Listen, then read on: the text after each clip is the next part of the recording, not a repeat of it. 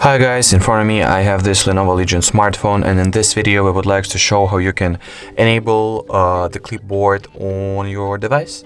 So first of all, you gotta open up the keyboard somewhere. I'll just use the Google search bar for it. And whilst the keyboard is open, you just need to go for this icon, which basically stands for the clipboard icon. Tap on it.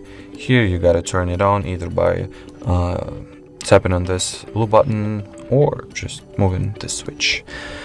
After that, you will be able to use the clipboard as it is designed to be used. You can just delete some presets or some templates that it has, or you can add your own. For example, I'll type in the word car. I'll go ahead, select that real quick.